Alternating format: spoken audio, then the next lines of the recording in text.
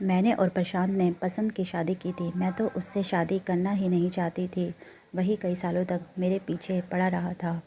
मेरे घर पर बिना अपना नाम लिखे कीमती तोहफे, चॉकलेट, फूल, कपड़े और पता नहीं क्या क्या भेजता रहता था। वह मुझसे कहता था कि अगर तुम नहीं मिलोगी तो मैं सारी ज़िंदगी कुंवारा ही रहूँगा। और फिर एक दिन मैंने भी हाँ कर दी। उसकी और मेरी शादी बड़ी धूमधाम से हो गई थी। शादी के बाद के 10 सालों का तो मुझे पता ही नहीं चला, लेकिन उसके बाद बच्चा ना होने के कारण प्रशांत मुझे ताने देने लगा। और कुछ समय बाद एक दिन उसने मेरे हाथ में तलाक के कागज़ पकड़ा दिए और बोला, मैंने दूसरी शादी कर ली है और अब तुम आज़ाद हो, तुम यहाँ से जा सकती हो। मैंने उससे कोई सवाल जवाब नहीं किया और वहाँ से अपने घर आ गई। थोड़े दिनों बाद मुझे पता चला कि मेरी माँ ही मेरी सौतन है, तो मेरे पैरों तले की ज़मीन खिसक गई। मेरा नाम अनीता है। मैं एक खूबसूरत और बहुत तेज़ दिमाग की लड़की थी। घर में मुझसे बड़ा एक भाई था और वह भी मुझसे बहुत प्यार करता था। अगर मैं आधी रात को भी कोई फरमाइश करती थी तो मेरे पापा और भाई मुझे वह चीज़ लाकर ही देते थे। मेरे पापा का व्यापार बहुत अच्छा चल रहा था। हम दोनों भाई बहन शहर के बहुत बड़े स्कूल में पढ़ने जाते थे।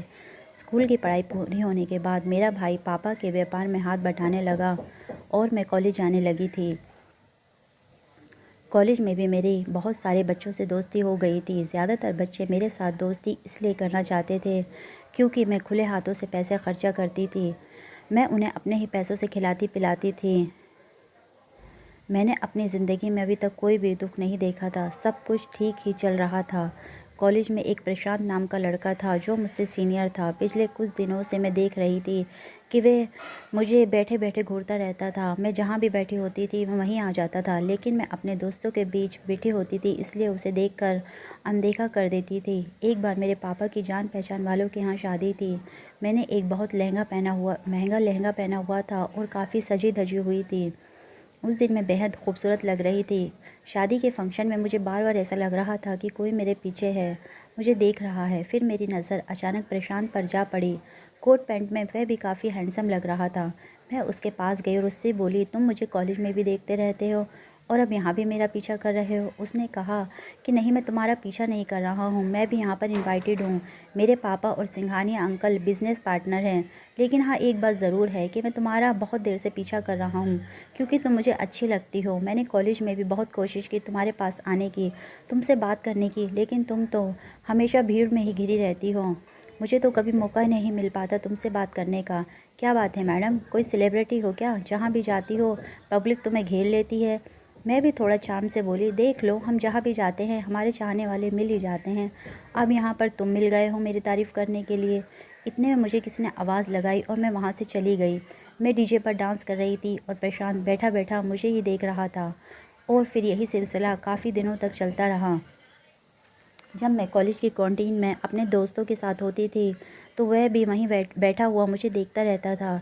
एक दिन कॉलेज में मैं अपने दोस्तों के साथ बैठी हुई थी और वह दूर से बैठा हुआ मुझे ही देखे जा रहा था। मैं उठकर उसके पास गई और उससे बोली, आ जाओ, तुम भी हमारा ग्रुप ज्वाइन कर लो। उसने कहा, मुझे सबसे नहीं, बस तुमसे मतलब है। मैं तुम्हारे साथ बातें करना चाहता हूँ, तुम्हें देखना चाहता हूँ और पूरी ज़िंदगी तुम्हारे साथ रहना चाहता हूँ। मैंने उससे कहा, पूरी ज़िंदगी तो बहुत लंबी होती है, मैं तो बस फ़िलहाल कॉलेज की बात कर रही हूँ। वे बोला, देखो, मुझे घुमा फिरा कर बातें करना पसंद नहीं है। मैं तुम्हें सीधा ही बोल देता हूँ कि मैं तुम्हें पसंद करता हूँ और तुम्हें अपना जीवन साथी बनाना चाहता हूँ। मैंने उससे हंसकर कहा कि ऐसे तो बहुत सारे लोग हैं जो मुझे अपना जीवन साथी बनाना चाहते हैं, उनमें से मैं तुम्हें ही क्यों चुनूँ? तुम में ऐसी क्या ख़ास बात है? उसने कहा कि मैं तुमसे वादा करता हूँ कि मैं तुम्हें सारी ज़िंदगी खुश रखूँगा, तुम्हारे अलावा किसी और के बारे में सोचूंगा भी नहीं, तुम्हें कभी भी अकेला नहीं छोड़ूंगा। मैंने उससे कहा कि मैं सोच कर बताऊँगी। अब उसने मुझे गिफ्ट देने शुरू कर दिए। जब मैं कॉलेज में होती थी तो वो मेरे हाथ में कुछ ना कुछ पकड़ा जाता था और मेरे घर भी गिफ्ट भेजता रहता था। अब मुझे भी वह अच्छा लगने लगा था। अगर वह मुझे नहीं दिखता था तो मेरी आंखें उसे ही ढूंढती रहती थीं। एक दिन उसने मुझे कॉलेज में सबके सामने प्रपोज़ किया और मैंने भी हाँ कर दी। हम दोनों बहुत खुश थे, सारी ज़िंदगी के सपने सजा लिए थे। हमने तो अपने बच्चों के नाम भी सोच लिए थे। एक दिन प्रशांत ने अपने मम्मी पापा को मेरे घर रिश्ता लेकर भेजा। मेरे पापा प्रशांत के पापा को जानते थे, दोनों में दोस्ती भी थी। हम दोनों का रिश्ता पक्का हो गया और फिर जल्द ही हम दोनों शादी के बंधन में बंध गए। प्रशांत के मम्मी पापा भी बहुत अच्छे थे। मैं प्रशांत के घर बहुत खुश थी। एक दिन मेरे पापा का एक्सीडेंट हुआ। वे बहुत दिनों तक बिस्तर पर ही पड़े रहे और फिर चल बसे। मेरे लिए ये एक बहुत बड़ा सदमा था। मैं अपने पापा को बहुत प्यार करती थी। मेरे लिए अपने पापा को भूल पाना बहुत मुश्किल हो रहा था। अब मेरी और प्रशांत की शादी को काफ़ी समय हो चुका था। प्रशांत की मम्मी चाहती थी कि हमारे घर भी कोई बच्चा आ जाए तो घर में रौनक हो जाए। मैं भी यही चाहती थी। मेरी सास पोता पोती करते करते इस दुनिया से चली गईं, लेकिन मैं माँ नहीं बनी। मैंने डॉक्टरों को दिखाना शुरू कर दिया था, लेकिन अभी तक सभी यही कह देते थे कि आप में कुछ कमी है, इसलिए आप कंसीव नहीं कर पा रही हैं। अब प्रशांत को भी बच्चा चाहिए था। उसने मुझ पर दबाव डालना शुरू कर दिया था। मुझे जो भी किसी भी डॉक्टर का नाम बता देता था, मैं वहीं पहुंच जाती थी। प्रशांत को पता था कि कमी मुझ में है, इसलिए वह मुझे ताने देने लगा था। एक दिन प्रशांत के पिताजी भी इस दुनिया से चल बसे। अब घर बिल्कुल ही खाली हो गया था। जब तक प्रशांत के पापा ज़िंदा थे, मेरा बहुत ख्याल रखते थे। उनका कहना था कि मैं उनके दोस्त की अमानत हूँ और उनकी बेटी जैसी ही हूँ। अब उनके जाने के बाद प्रशांत भी कुछ उखड़ा उखड़ा सा रहने लगा था। हम दोनों के बीच एक दीवार सी खड़ी होती जा रही थी। वह मुझसे जब कोई काम होता था तभी बोलता था। मैं अपनी तरफ से पूरी कोशिश कर रही थी। मैं मंदिरों में भी जाती थी, अच्छे से अच्छे डॉक्टर को भी दिखा रही थी, लेकिन उम्मीद की कोई किरण नहीं दिख रही थी।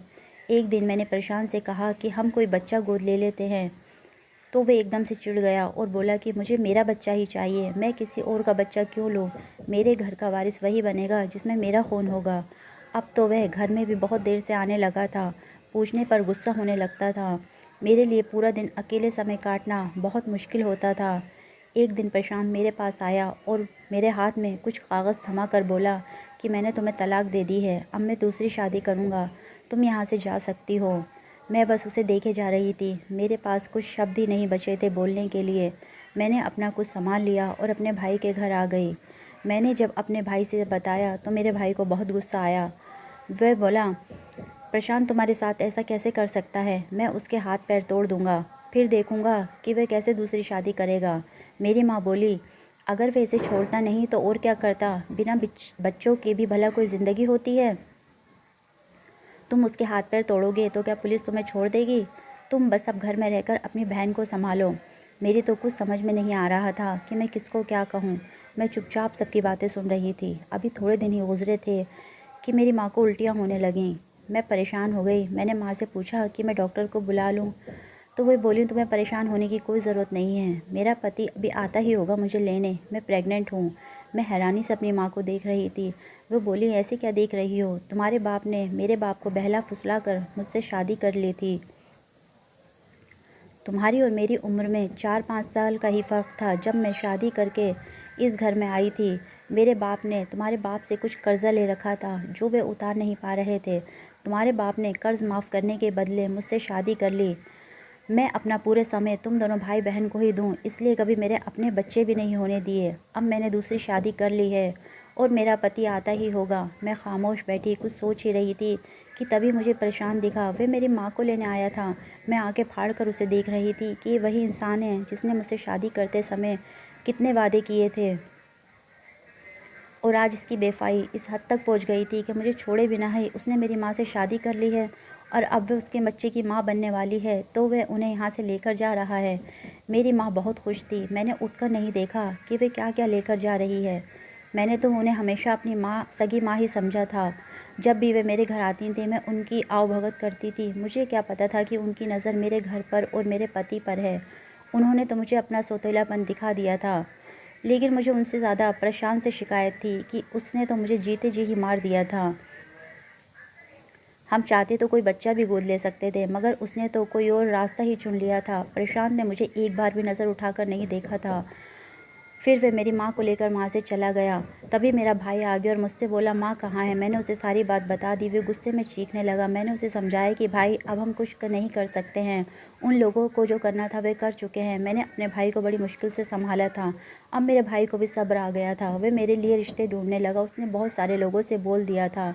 एक दिन उसने मुझे आकर बताया कि किसी की बीवी बच्चा होते समय मर गई है और अब उनके 2 बच्चे हैं। वे खुद एक बहुत ही अच्छे इंसान हैं। उनका अपना घर है, व्यापार है, ज़मीन जायदाद है। अगर तुम्हारी मर्ज़ी है तो मैं तुम्हारी शादी वहाँ करा देता हूँ। मैंने हाँ कर दी और मैं शादी करके विशाल के घर आ गई।